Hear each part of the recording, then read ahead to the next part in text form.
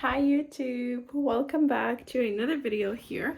It's a weekend and again I'm just sitting trying to just have a conversation with y'all, and man, the type that I want to talk about, or the topic that I want to talk about today, is worth listening.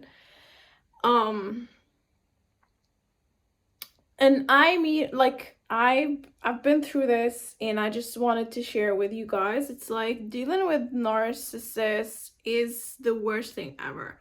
It's gonna mentally destroy you, physically destroy you, and you don't know how deep it can get until you start kind of like just analyzing things for yourself. And at the same time, keeping, your emotions and your reactions under control, even though I don't like to say that word, because there isn't such a thing of like keeping your emotions under control, because at certain point it's just gonna be against you.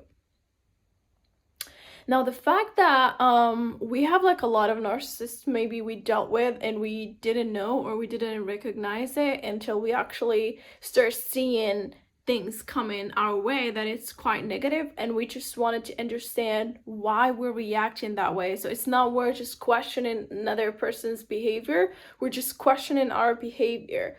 And from my own experience, like, the way I dealt with it, it was like crazy. And a narcissist is someone that would just prefer a certain version of you, but not specifically say it.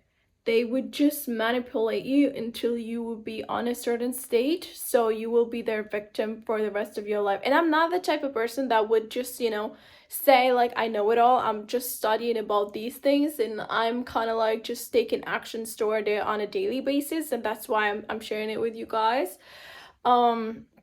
It's like one part of it, it's pretty much, part of, how can I say this, it's part of who we are. And I think the worst combo is like having an empath with a narcissist. It's the worst thing ever. Because being an empath is more of like, giving and not trying to receive, or even thinking about receiving something back. Because for like an empath, it's easy to kind of like reproduce these things, and kind of like just do it again and again and again. Because for an empath, it's something that can be produced every day, right? Like energy, like effort, like love, like this, that, and the other. And you start just kind of like low-key submitting to other behaviors that you're not really familiar with. After a while, you're just gonna feel so drained and you're gonna feel so terrible and bad.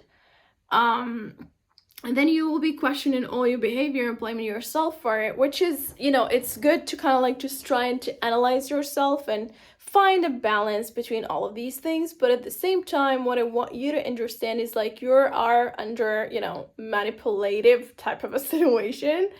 And I would want you to kind of like just, educate yourself and, learn how to behave. For most of the type of narcissists that I've went through, it was mainly gaslighters, manipulators.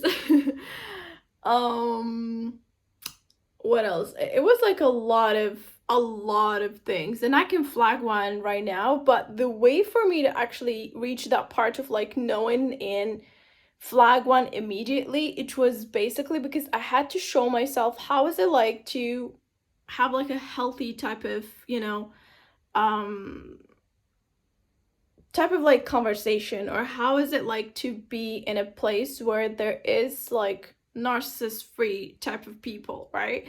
And kind of like just see that kind of behavior, so you will have an image of what it's like to be healthy. It's like when I say healthy, you would have like this image of like you work out, you're eating greens, you're eating fruits, you're eating veggies, you're doing like, I don't know, yoga, whatever exercise you would enjoy, and you have that image inside your brain. When I say unhealthy, you would imagine like junk food, this, that, and the other. So you already have the image. But what if you don't have the image of what a non-narcissist look like, right? So it's just gonna create like a lot of mess, which is gonna be like,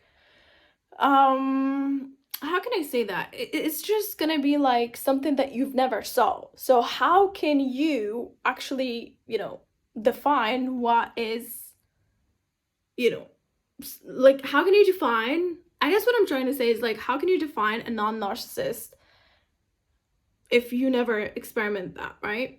So I had to actually look into that, and I loved it because the experience was like, I was just observing. I wasn't in it, but I was just observing, and I liked it. It was like, oh my God. So this is how it's like to be in a place where, non-narcissist people behave. And this is how people would behave within normal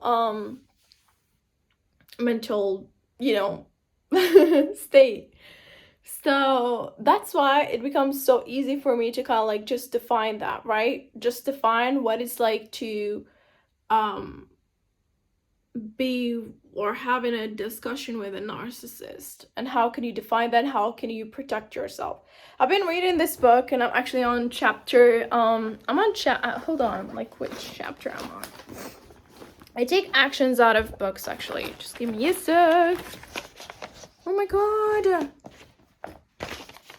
Just give me a sec.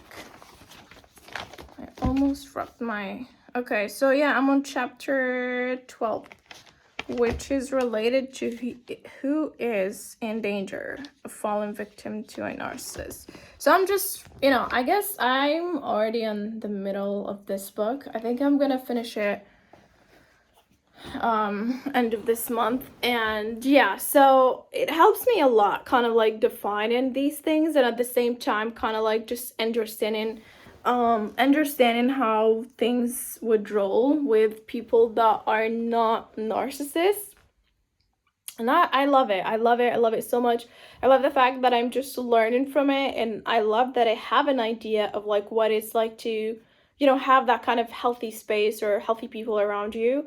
So yeah, what I would recommend you to do, whether it's like a narcissist or whatever, any kind of, situation that you're in, try to find the healthy path to it.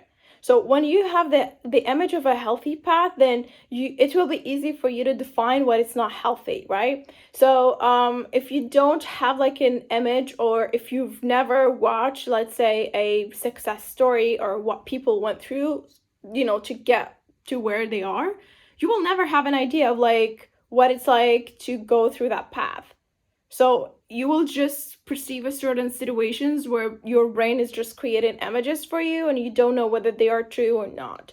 So similar to these things, I guess what I'm trying to say today is pretty much like, whenever or whatever you are, whatever situation you're going through, just try to find the healthy path for that situation, and then from there you get to define whether you are in a healthy place or you're in a bad place, and you know exactly what kind of good image you want to reach, right?